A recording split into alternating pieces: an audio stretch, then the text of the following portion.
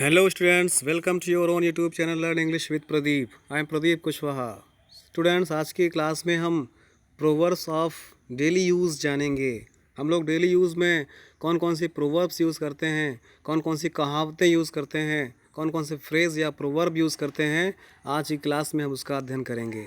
तो extremely use in translation and compositions, ये अक्सर ट्रांसलेशन के लिए और कंपोजिशन में यूज़ होने वाले सेंटेंसेस हैं. हम लोग रेगुलर लाइफ में अक्सर प्रयोग करते हैं. अक्सर हम लोग को एक इच्छा है कि हम लोग इंग्लिश बोलना सीखें. तो इंग्लिश बोलना सीखने के लिए और इंग्लिश में थोड़ा सा अलंकार लाने के लिए, फिगर ऑफ स्पीच लाने के लिए आपको प्रोवर्ब का विशेष ध्यान रखना पड़ता है. और कुछ प्रोवर्ब्स होती हैं जिनको लर्न करना पड़ता है. ये प्रोवर्ब्स ऐसी हैं जिनमें इंग्लिश में कुछ और, हिंदी में कुछ और निकलता है. आपको उसका सेंस निकालना पड़ता है. आप लाइन टू लाइन उसका इंग्लिश में ट्रांसलेशन नहीं कर सकते हैं, ना तो हिंदी में उसका अर्थ निकाल सकते हैं. आपको उसके लिए लर्न करना होगा, तभी आप समझ पाएंगे उसको. ठीक है ना. चलिए शुरू करते हैं आज की क्लास. तो शुरू करते हैं. जानते हैं आज का पहला सेंटेंस. जैसे मित्र वही जो मित्र का साथ दे. अक्सर हम लोग बोलते हैं ना, मित्र वही है जो मित्र का साथ देते हैं. अक्सर आप लोग फ्रेंड्स लोग हैं और आपस में कहते हैं ना कि अच्छा फ्रेंड वही होता है जो हमेशा दुख में मित्र का साथ देता है. तो मित्र वही जो विपत्ति में साथ दे, इसको प्रोवर्ब, इसको इंग्लिश में कैसे बोलेंगे? इसको इंग्लिश हम लोग बोलेंगे a friend in need is a friend in deed. क्या? A friend in need is a friend in deed. अर्थात मित्र वही है जो मित्र का साथ देता है.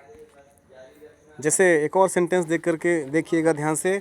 नौ नगद न तेरा उधार. अक्सर हम लोग गांव में बोलते हैं, देहात में बोलते हैं, और ऐसे सब लोग हिंदी भाषा में बोला करते हैं, नौ नगद न तेरा उधार. तो कैसे इसको बोलेंगे हम लोग? A bird in hand is better than two in the bush. ठीक है ना. नौ नगद न तेरा उधार. A bird in hand is better than two in the bush. अर्थात झाड़ियों में दो पक्षी से अच्छा है एक पक्षी और हाथ में हो. अर्थात अगर आपको ये लगे, कोई ये बोले कि भैया आपको हम आगे आने वाले समय में 10,000 रुपये देंगे, तो अगर अभी बोले भैया ये लीजिए 5,000 रुपये, तो आप 5,000 रुपये रख लो. कल की गारंटी नहीं है, कल का बोल दे नहीं हमने नहीं कहा था या हम नहीं दे पाएंगे आपको, तो क्या करेंगे आप? इसलिए इम्पोर्टेंट है नौ नगद न तेरह उधार. A bird in hand is better than two in the bush. उसी प्रकार से नेक्स्ट सेंटेंस देखिए. जैसे अंत भला सो भला. अर्थात अंत भला तो सब भला. इंग्लिश में कैसे बोलेंगे? All is well that ends well. क्या? All is well that ends well. अंत भला तो सब भला. All is well that ends well. जैसे अंदर क्या बंदर क्या जाने अदरक का स्वाद. अक्सर हम लोग बोलते हैं ना, ये कहावतें होती हैं, बंदर क्या जाने अदरक का स्वाद. उसको इंग्लिश में कैसे बोलेंगे? A blind man is no जज of colours. A blind man is no जज ऑफ कलर्स.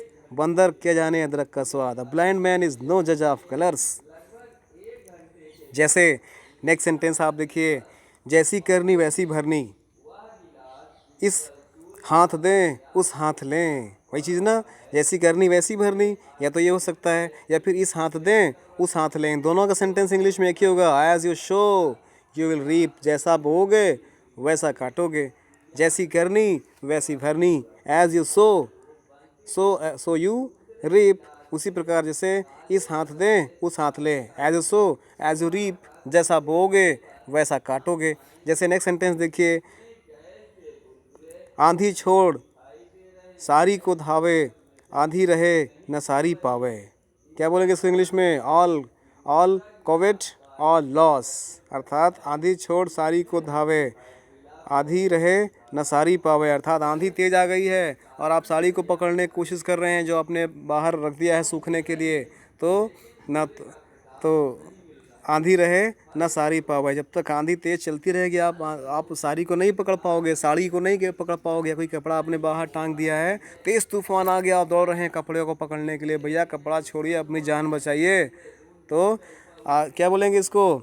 आधी छोड़ साड़ी को धावे, आधी रहे न साड़ी पावे. इंग्लिश में क्या बोलेंगे? All covet all lost. अर्थात सब कुछ प्राप्त करने की कोशिश करोगे तो कुछ नहीं मिलेगा. वही हाल है ना. जैसे एक छोटी सी कहानी आपको बताऊंगा. इसमें एक मक्खी थी. मक्खी वो हलवाई की दुकान में घूमा करती थी, हलवाई की दुकान रहती थी, और कहीं कुछ उसको एक दो बूंद मिल जाए अगर उसका शहद या सिरा रसगुल्ले का, गुड़ का, तो उसको खा करके उसको लगता था वाह मैं कितनी सुखद जीवन जी रही हूँ। एक दिन उसकी नज़र रसगुल्ले के सिरे पर पड़ी, बोली ओहो ये तो बहुत थोड़ा थोड़ा मैं खाती थी, आज पूरा रसगुल्ले का सिरा मेरे पास आ गया है, ये पूरा रसगुल्ला का सिरा मेरा है। और जा कर के रसगुल्ले के सिरे के बीच में बैठ जाती है और वहीं से उस डूब करके मर जाती है। इस प्रकार अगर सब कुछ पाने की चाह रखोगे तो कुछ नहीं मिलेगा, जो मिलता जाओ उसको अपने अंदर हासिल करते जाओ, एक दिन ऐसा आएगा आप सब कुछ हासिल कर लोगे। वही है। आगे देखते हैं, इंग्लिश में कहावत है दूर के ढोल सुहावने होते हैं। कहा गया है ना अक्सर, दूर के ढोल सुहावने होते हैं। अगर आप दूर कहीं बैठे हुए हैं और कोई व्यक्ति दूसरी जॉब में है और आप दूसरी जॉब में हैं, तो आपको लगेगा यार उसकी जॉब बहुत आसान लगती है, वो जॉब कुछ नहीं करता, आराम से बैठा रहता है, मेरी जॉब तो बहुत कठिन, मुझे बहुत काम करना पड़ता है। लेकिन उसको दूसरे वाले को लगेगा ना आपके विषय में कि यार आप बहुत आराम करते हो, वो बहुत काम करते हैं। तो इसलिए कहा गया है ना, दूर के ढोल सुहावने होते हैं। दूर से कोई चीज़ सुंदर लगती है, पास जाकर देखने से लगता है कि यार तो बहुत गड़बड़ है। इंग्लिश में इसीलिए कहा गया है दूर के ढोल सुहावने होते हैं। All that glitters is not gold, अर्थात हर चमकती चीज़ सोना नहीं होती है।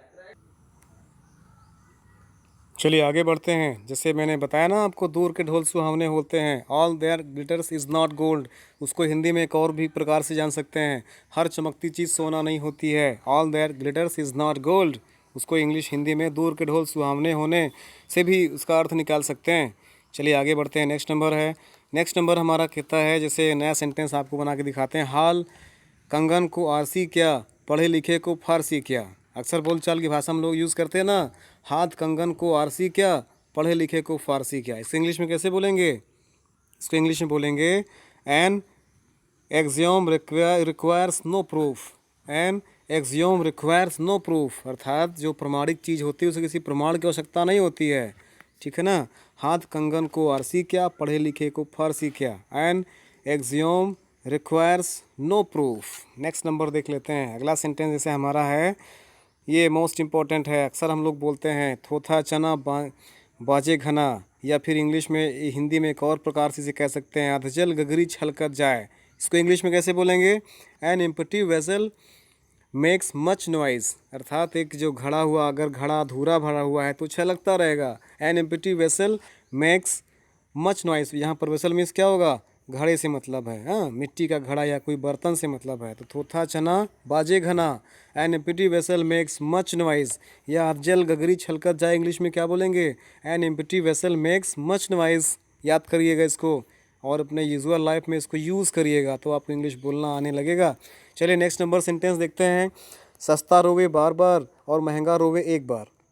इसको इंग्लिश में कैसे बोलेंगे? ये आपकी प्रोवर्ब है, कहावतें हैं जो आपको समझा रहा हूँ मैं। सस्ता रोवे बार बार और महंगा रोवे एक बार। अगर आपने कोई सामान सस्ते में खरीद लिया है जल्दी ख़राब हो जाएगी, लेकिन अगर आपने थोड़ा सा महंगी भले खरीद लिया, लेकिन अगर काफ़ी लास्टिंग करने वाली, देर तक चलने वाली है, तो एक बार आप रो लेंगे लेकिन आपको काफ़ी दिन तक के लिए आराम हो जाएगा। तो सस्ता रोवे बार बार, महंगा रोवे एक बार, इंग्लिश में क्या बोलेंगे? A cheap buyers takes bad meet.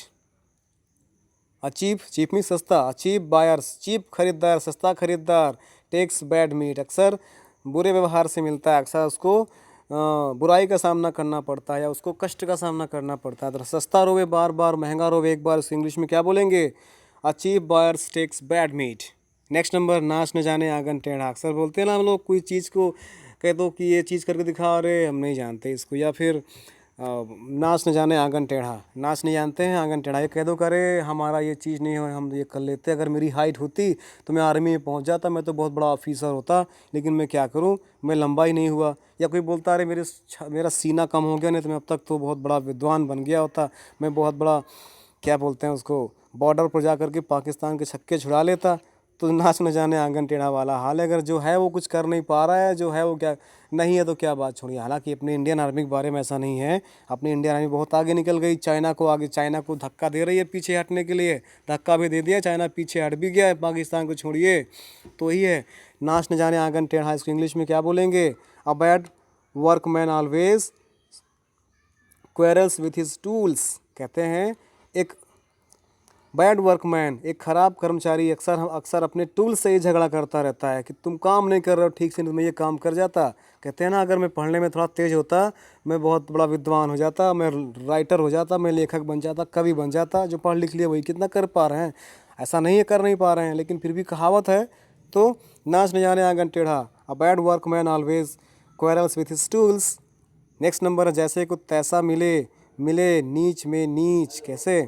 जैसे को तैसा मिले, मिले नीच में नीच। इसको इंग्लिश में कैसे बोलेंगे? Birds of same feather flocks together.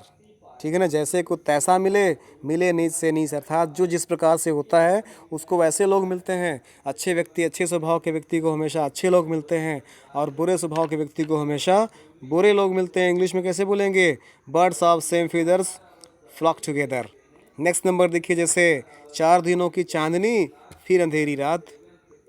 4 दिनों की चांदनी फिर अंधेरी रात, ब्यूटी इज़ 9 days वंडर ना। 4 दिनों की चांदनी फिर अंधेरी रात, ब्यूटी इज़ 9 days वंडर, सुंदरता 9 दिन का आश्चर्य है। नेक्स्ट नंबर जैसे हम लोग बोलते हैं, जो बादल बरसते हैं, जो बादल गरजते हैं वे बरसते नहीं हैं। अक्सर बोलते हैं ना हम लोग, जो बादल गरजते हैं बरसते नहीं हैं। क्या होगा इंग्लिश में? Barking dogs seldom bite. जो कुत्ते भौंकते हैं वो काटते नहीं हैं, जो बादल गरजते हैं बरसते नहीं हैं। Barking dogs seldom bite, barking dogs seldom bite. इस प्रकार से बोलना है इसको। नेक्स्ट नंबर देखिए, परिवर्तन जीवन की आत्मा है। अक्सर महात्मा लोग, साधु संत लोग, बड़े विद्वान लोग लोगों को सांत्वना देते हुए कहते हैं, परिवर्तन जीवन की आत्मा है, परिवर्तन प्रकृति का नियम है। Change is the spice of life. परिवर्तन तो जीवन का मसाला है, परिवर्तन जीवन की आत्मा है। Change is the spice of life. उसी प्रकार नेक्स्ट नंबर देखिए, डूबते को तिनके का सहारा। कहते हैं ना, जो डूब रहा होता है उसके लिए तिनके का सहारा ही बहुत होता है। हाँ, तो मैंने आपको बताया भी, डूबते को तिनके का सहारा ही बहुत। डूबते को तिनके का सहारा, तो इंग्लिश में क्या बोलेंगे? A driving man catches at straw, a driving man catches at straw. डूबते को तिनके का सहारा ही बहुत। ठीक है ना? A driving man catches at straw. उसी प्रकार से जैसा है, रमता जोगी बहता जल। कहते हैं ना, रमता जोगी बहता जल। इंग्लिश में कैसे बोलेंगे? और रोलिंग स्टोन गैदर्स नो मास।